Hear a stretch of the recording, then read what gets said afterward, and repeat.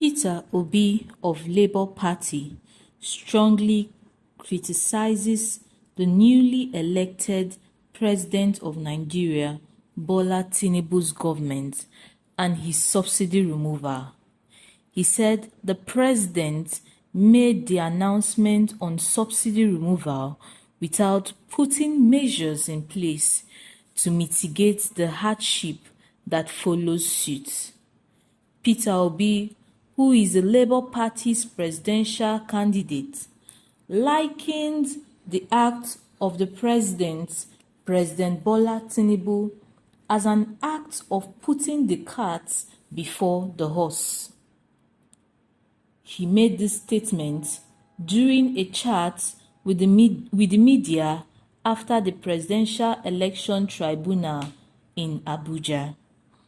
He says that there is a difference between removing your tooth by artificial means, which will ameliorate your pain, than just pulling it out.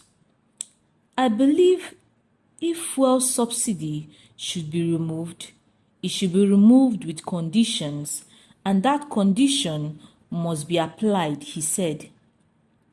If I was involved in the government, I would have shown empirical statistical data on how much we are going to make from this subsidy removal. We are going to apply it and the gains of the people, he stated. He added that, just like he said during his campaign, that I am going to govern the people of Nigeria by being open and transparent, showing them empirical, verifiable facts on how the country can be better when we follow it. We should recall that the newly elected President of Nigeria, Ahmed Bola Tinubu, during his inaugural address, announced that fuel subsidy was gone. But he gave no time frame or any more details of this major political move. His team clarified that he meant the end of June and that the panic of buying fuel was needless, as the policy will not take immediate effect. President Tinubu wants to ease pressure on government finances, but ending the subsidy will increase the cost of petrol and hit other prices too, at a time when inflation is already high.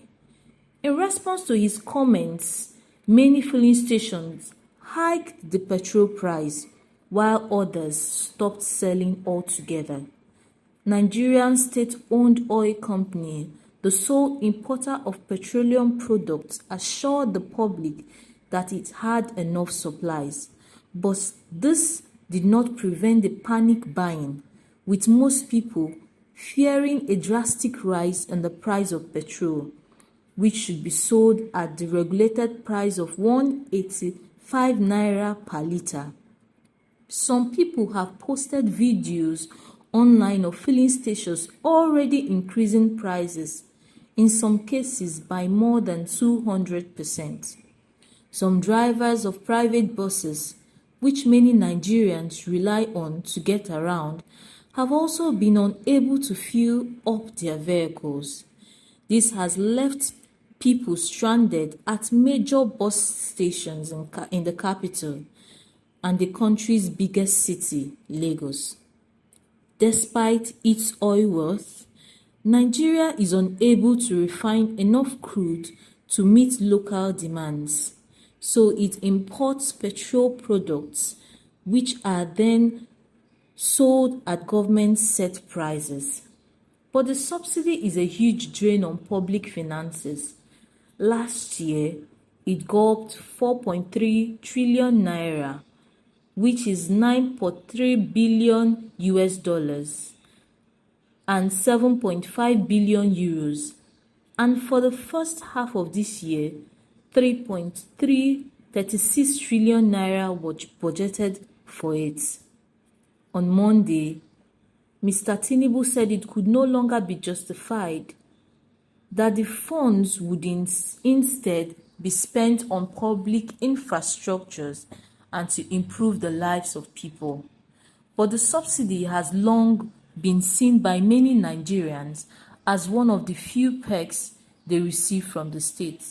The last attempt to remove it in 2012 led to nationwide protests, and then President Goodluck Jonathan had to perform a policy U-turn.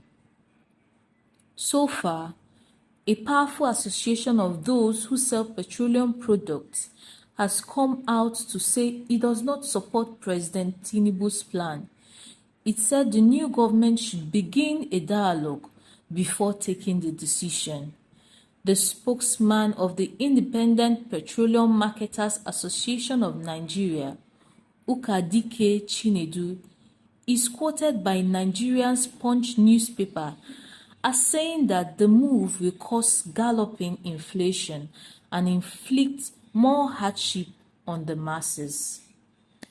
Now, so many people is confused on what exactly is Nigerian fuel subsidy. About 70 million liters of fuel are consumed daily by Nigerians, estimated 200 million people. Nigerians' oil is refined in Europe and imported back to Nigeria, a process that contributes to its high costs. Those costs are shouldered mostly by the Nigerian government as subsidies to reduce the cost of fuel paid by the consumers. This retail cost determines the cost of almost every goods and services in Nigeria. The Nigerian government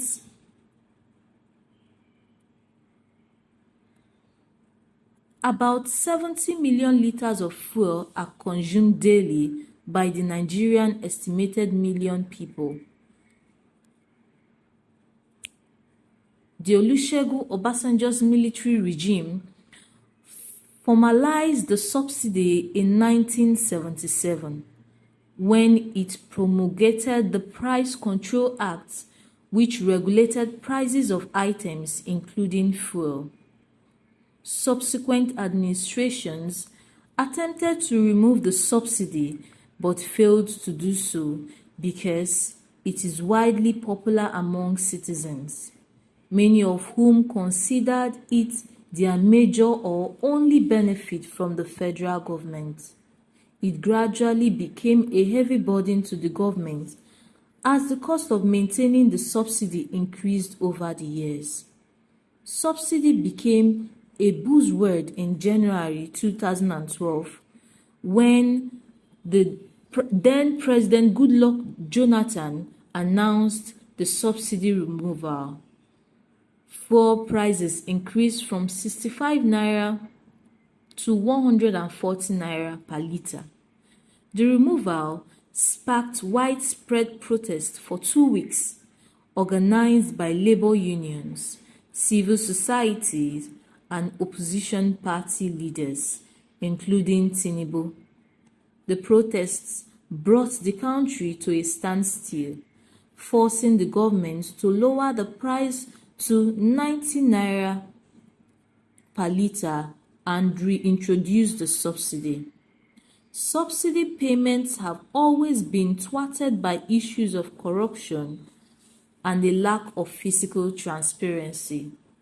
In 2012, a 200-page report released by a parliamentary inquiry uncovered a $6 billion fraud involving officials at the state-run Nigerian National Petroleum Company, NNPC, now a limited company.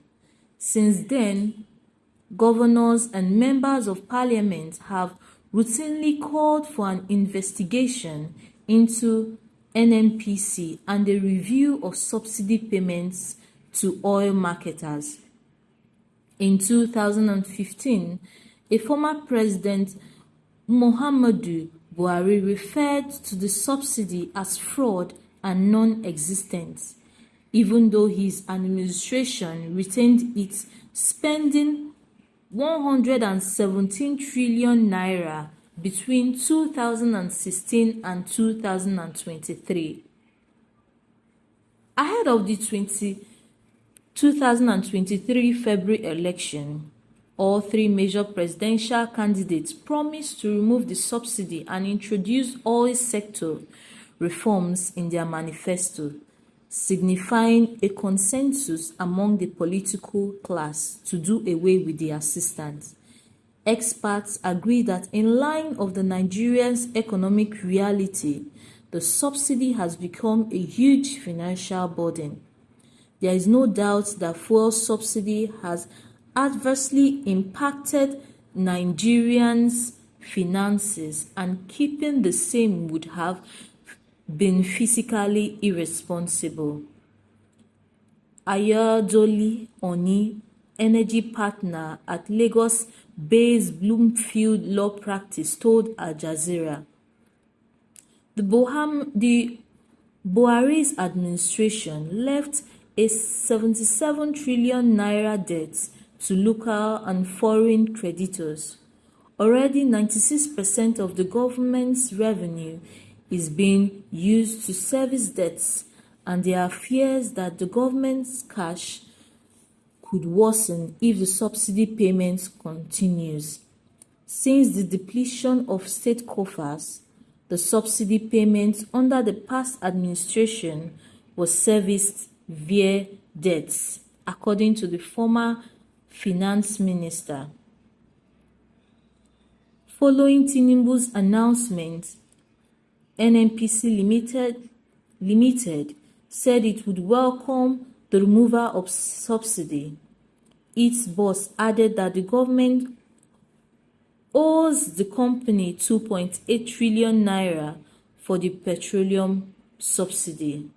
Labor unions have protested against the plan, citing a lack of transparency and a history of corruption in government spending. Even as Tinubu's election is being contested in courts, his government is widely seen as a continuation of Buhari's administration. But the Oni said the government has acted correctly. This has fueled so many reactions, both Twitter handles and on Facebook. Olusun Onubide said, "You can't remove subsidy without offering to reduce the waste in the government. You can't be living large while the citizens bear the higher cost of living. You are the leader. You should show example and earn the trust of the people."